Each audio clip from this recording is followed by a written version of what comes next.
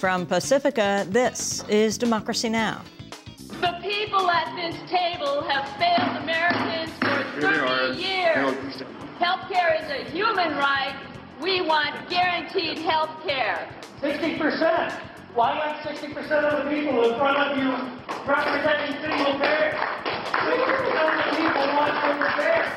Baucus's Raucous Caucus. 5 doctors, nurses, and single-payer advocates are arrested at yet another hearing of the Senate Finance Committee on health care reform, bringing the total number of arrests in less than a week to 13. They call themselves the Baucus 13. We'll be joined by 2 of them, Russell McIver, founder of Single Payer Action, the first to be arrested, and Dr. Margaret Flowers of Physicians for National Health Program. She was the first doctor to be arrested.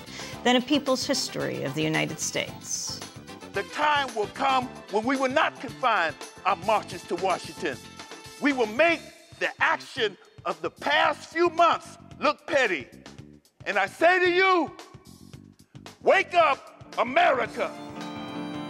Performances around the country of voices of a people's history of the United States. Today, the legendary historian Howard Zinn will join us on war, torture, and the teaching of history. All that and more coming up.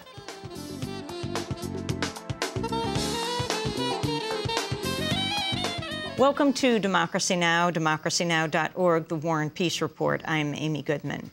Sri Lankan government forces have bombed the lone hospital in a northern war zone for the second time in as many days. At least 15 people were killed and another 40 wounded in today's shelling, one day after at least 49 people were killed in the first attack. One of the bombs landed in a hospital ward filled with patients wounded in yesterday's strike. Human rights groups say the Sri Lankan military is violating a pledge not to shell the tiny area controlled by the Tamil Tiger rebels. The Obama administration's wavering on a vow to release several dozen photos depicting the torture and abuse of prisoners in CIA and military jails overseas. Last month, the Justice Department chose not to challenge an American Civil Liberties Union lawsuit seeking the photos' release.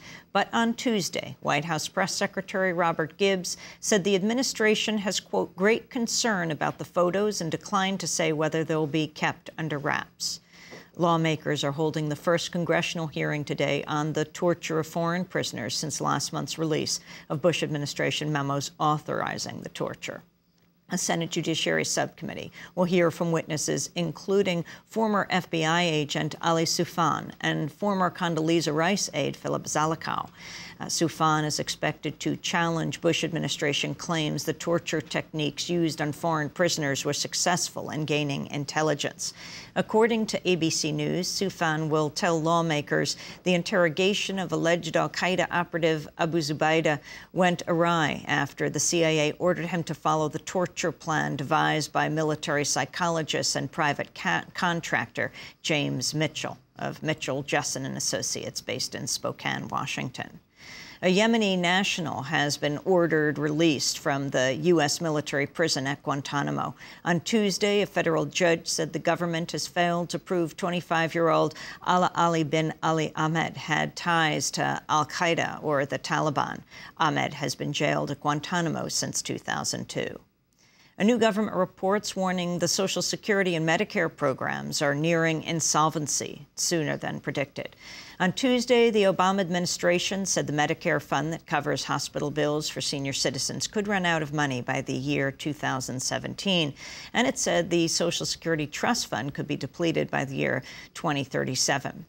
4 years earlier than previous warnings. Republicans have long used the warnings of Social Security insolvency to push for its privatization. But the figures are controversial in part because they fail to account for Treasury Department loans on Social Security's estimated $2.5 trillion surplus. Economists have also long pointed out Social Security could remain solvent by minimal tax adjustments. On Tuesday, Treasury Secretary Timothy Geithner indicated the White House would be open to Republican attempts to undo Social Security, saying, quote, the president explicitly rejects the notion that Social Security is untouchable politically.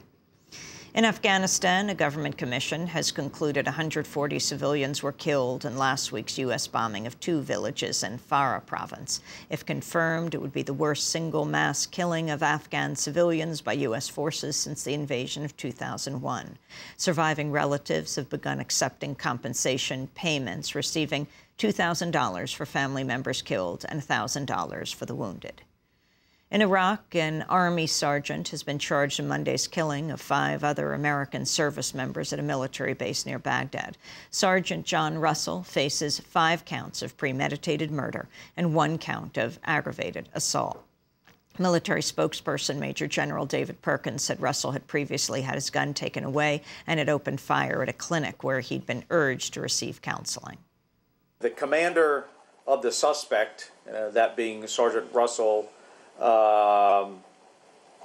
had taken his weapon away.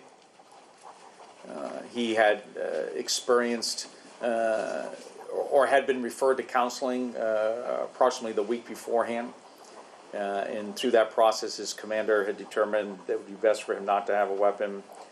The suspect was apprehended outside the clinic shortly after shots were heard. Russell is on his 3rd tour of duty in Iraq. In Iran, the Iranian-American journalist Roxana Saberi has spoken out for the first time since her release. Saberi was freed Monday after being held since January on charges of being an American spy. I'm, of course, very happy to be free and to be with my parents again. And I want to thank all the people all over the world, which I'm just finding out about, really, who, whether they knew me or not, helped me and my family during this period. I don't have any specific plans for the moment. I just want to be with my parents and my friends and to relax. Thank you very much, all of you. At the United Nations, the U.S. has won a seat on the UN Human Rights Council. The vote puts an end to a boycott started by the Bush administration over the Council's criticism of the Israeli government. After the vote, UN Ambassador Susan Rice welcomed the United States' new seat, but echoed Bush administration concerns. While we recognize that the Human Rights Council has been a flawed body that has not lived up to its potential, we are looking forward to working from within with a broad cross-section of member states to strengthen and reform the Human Rights Council and enable it to live up to the vision that was crafted when it was created. The parents of the slain Army Ranger and professional football player Pat Tillman are calling for a review of the new U.S. commander in Afghanistan's role in the cover-up of their son's death. The military initially said Tillman was killed by Taliban fighters, but later conceded he died by friendly fire. Lieutenant General Stanley McChrystal, named this week to replace General David McKiernan, has been accused of urging top generals to ignore the evidence surrounding Tillman's death. In a statement, Pat Tillman's mother, Mary Tillman, called for careful scrutiny of Lieutenant General McChrystal at upcoming confirmation hearings. On Capitol Hill, House Democrats have weakened a landmark greenhouse gas emissions bill in what they call a necessary move to win broader support. The measure would cap U.S. emissions at a certain level and allow polluters to buy pollution credits that would ostensibly cancel out their emissions.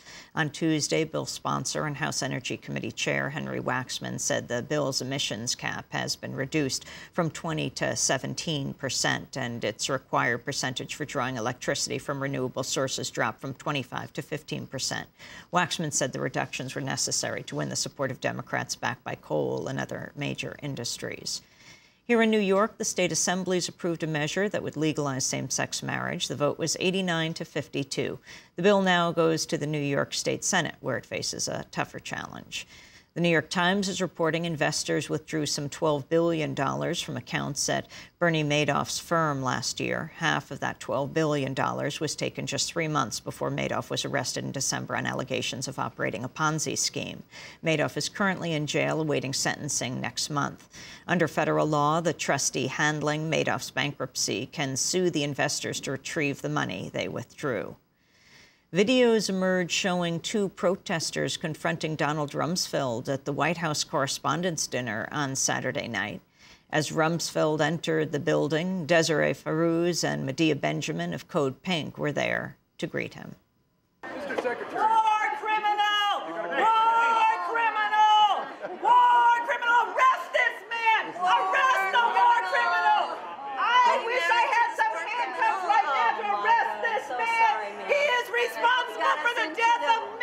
into the war in Iraq.